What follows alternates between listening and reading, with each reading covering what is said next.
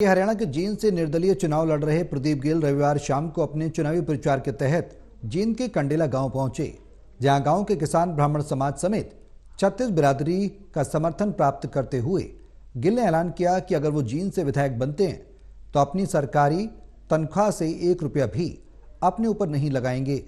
ऐसे ही तमाम अन्य विषयों पर चर्चा करते हुए हमारे संवाददाता विशाल सिंह ने बातचीत की जींद से निर्दलीय प्रत्याशी प्रदीप गिल से।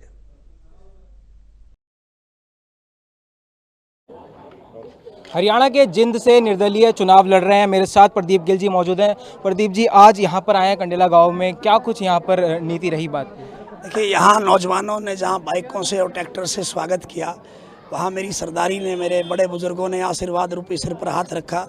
हमारे नौजवान साथियों ने, मातृशक्ति ने जो विश्वास और भरोसा दिलाया कि इस बार जो लड़ाई है वो उन घरानों से जो है जिन्होंने सदैव हमारे परिवारों से ठगी करने का काम किया है, वोट लेकर के और फिर 4.5 साल वो दिखाई नहीं देते, उनके खिलाफ जो लड़ाई है उसका जोश आज जहां नौजवान में है वहीं ऊर्जा आज मैंने बुजुर्ग में भी देखी कि वो चाहता है कि किसान का बेटा ये लड़ाई लड़े और इस बार उन्हें मुंह की खानी पड़े। सर, जिंद की जनता के बीच में हैं आप, तो मुद्दे क्या क्या हैं जो आप चुनाव लड़ रहे हैं? मुद्दा नहीं है, किसान एक बहुत बड़ा मुद्दा है जिसे MSP के लिए लड़ना पड़ रहा है। हमारा नौजवान एक बहुत बड़ा मुद्दा है जिसे आज अग्निवीर की उसमें झोंक दिया गया है। हमारे 5 बजे नौजवान उठा करते थे और रेस लगाते मिलते आपको, आज वो सड़कें खाली हो गई हैं। हमारे नौजवानों को आज टेम्परेरी नौकरियों का लॉलीपॉप दे दिया गया है। आज जहां आशा वर्कर से लेके हर वर्ग, हर कर्मचारी, OPS के लिए कितना बड़ा मुद्दा है। एक मंत्री MLA 4 पेंशन ले रहा है। अगर 58 साल एक आदमी नौकरी करता है, जब वो बूढ़ा हो जाता है उसका सारा पैसा अपने बच्चों के शिक्षा दीक्षा में लग जाता है, ब्याह बाणे में लग जाता है, उसके पास बचती है उसकी पेंशन। और बच्चे अगर वैसे भी नालायक निकल जाए, मान लिया कोई ऐसा भी हो जाए और वो निकाल दे तो वह पेंशन भी नहीं रही, तो वो क्या करे? अपनी तो मलाई खानी है, अपनी तो पेंशन 4 भी चाहिए। एक भी इनका विधायक बोलता हो तो बताओ, एक मुद्दा नहीं है। जहां विधायक ने सारे गांव जो गोद ले रखे हैं, मैं कह रहा हूं कि कैमरा लेके जाना, उन गलियों में गोडे गोडे आपको कीचड़ मिलेगा, गंदा पानी पीने पर मजबूर है। लोको कॉलोनी में मैं था आज, वहां पर आपको बताना चाहता हूं आज भी टॉयलेट नहीं है।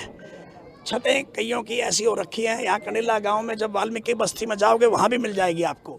तो कहाँ गई इनकी जो है प्रधानमंत्री आवास योजना? बहुत सारे मुद्दे हैं। जहाँ नौजवान एक बहुत बड़ा मुद्दा है, वहाँ किसान एक मुद्दा है, कर्मचारी एक मुद्दा है, गरीब भाइयों के गुलाबी पीले कार्ड काट दिए वो एक बहुत बड़ा मुद्दा है। एक और बात बताना चाहता हूँ, यहाँ फैमिली ID एक बहुत बड़ा मुद्दा है कि घर बैठे टक से लिख दिया 60,000 अगर किसी की हो रही होगी तो 0 लगा दी, 6 लाख होगी, 6 लाख होगी तो बुजुर्ग की पेंशन काट दी, 3,000 अगर बिजली का बिल आ गया तो काट दिया। अरे चौधरी देवीलाल ने एक बात के लिए पेंशन बनाई थी कि बुढ़ापे में वो बच्ची आए, बेटी आए तो उसके सिर पर हाथ रखकर, हमारे यहाँ रिवाज है, 100 रुपये दे देता है। बूढ़ा अपनी खटका ले आया, अपनी धोती ले आए, अपना जूती ले आए, उसको सम्मान के रूप में दिया जाता था, जैसे इंग्लैंड में भी और बाहर के देशों में भी है। वहाँ कटती नहीं किसी की, भाई तेरा बिजली का बिल आ गया तो।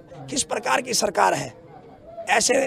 क्योंकि असल तो कई तो इनके ऐसे ही थे जिनके ब्याह ही नहीं हुए, तो उसको क्या पता लगे दाल चावल चीनी पत्ती के रेट क्या है। बिजली का बिल भी तो अपनी मर्जी से दे रहे हैं। और बिजली का बिल ये देखो, ये किसान की एक पीड़ा है कि वो बता रहे हैं अपनी मर्जी से जो बना देते हैं वो दे देते हैं। तो ऑनलाइन सरकार खेल रही है। बहुत बड़े मुद्दे हैं आज, किसान से लेकर के हर वर्ग इस सरकार से दुखी और परेशान है। एक बड़ा ऐलान भी आपने किया कि अगर आप विधायक बनते हैं तो तनख्वाह बिल्कुल भी अपने ऊपर नहीं लगाएंगे। कहाँ लगाएंगे वो तनख्वाह? मैं आपको बताना चाहता हूँ, मैं आपसे पूछता हूँ, वैसे तो मैं अंदर खाते पहले भी करता था, लेकिन आज शिक्षा सबसे बड़ा मुद्दा है। मेरे किसान का बच्चा सरकारी स्कूल में पढ़ता है। सरकारी स्कूल में पढ़ के जब वो घर आता है तो उसके 18 घंटे घर पे होते हैं, उसके पास इतने पैसे नहीं कि वो ट्यूशन लगा सके। मेरा सबसे पहला प्राथमिक कर्तव्य रहेगा कि जैसे कंडेला गांव को एग्जाम्पल ले लो, सबसे पहला हम यहाँ पुस्तकालय बनाएं। पुस्तकालय किस लिए बनाएं? 2 नौजवान, 2 हमारी बेटियां जो पढ़ी लिखी हैं उसको रोजगार मिल जाए, वो 3 से 5 लड़कियों को पढ़ाएं और 5 से 7 लड़कों को पढ़ाएं। जो आज हमारे बच्चे खत्तियों पे घूम रहे हैं, जो हमारे बच्चे खेतों की उन पे घूम रहे हैं, जो कहीं ना कहीं रोडों पे घूम रहे हैं या मोबाइल खेल रहे हैं, उससे बाहर निकालना पड़ेगा। क्योंकि मैं शिक्षा से जुड़ा हुआ व्यक्ति हूँ। सबसे बड़ी बात बताता हूँ, अगर मान लिया एक व्यक्ति गरीब है, मैं उसको 1 लाख रुपये दे दूँ तो क्या वो 1 लाख से उसका जीवन चल जाएगा? लेकिन मैं उसके बच्चों के जीवन को बचाने के लिए, उसका तो जीवन जैसा चल रहा है वो तो मजबूरी है, क्योंकि वो पढ़ा नहीं, तो कम से कम 1 लाख रुपए मेरी पेंशन से, मेरी तनख्वाह से अगर उस गरीब के बच्चे का कोई IIT में एडमिशन हो जाए तो क्या फ़र्क पड़ता है? आज भी तो मैं कर ही रहा हूँ ये काम। तो 2 लाख रुपए, 3 लाख रुपए, मैं बिल्कुल on the camera total TV बोल रहा हूँ, जो हरियाणा का चैनल है, नेशनल चैनल है, तो आप रिकॉर्ड करके रखना। पहली कलम से जब भी तनख्वाह मिलेगी आपके सामने लोगों को दे करके ये बताऊंगा कि किसान के बेटे की नीयत क्या है। ठीक है, एक बहुत बड़ा दावा किया है आपने। 8 तारीख को क्या होने वाला है यहाँ पर?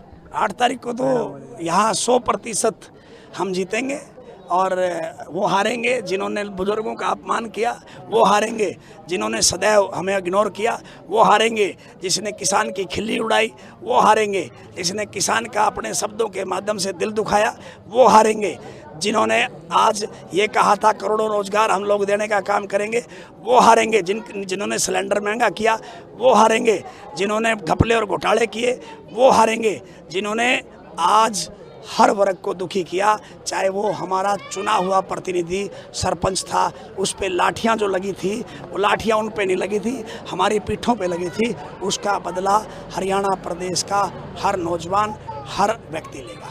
बहुत बहुत शुक्रिया बातचीत के लिए। तो आपने देखा और सुना, जिंद सीट से निर्दलीय चुनाव लड़ रहे हैं प्रदीप गिल, जिन्होंने यहाँ से अपनी जीत का दावा ठोक दिया है। सहयोगी पिंटू के साथ हरियाणा से टोटल टीवी के लिए विशाल सिंह।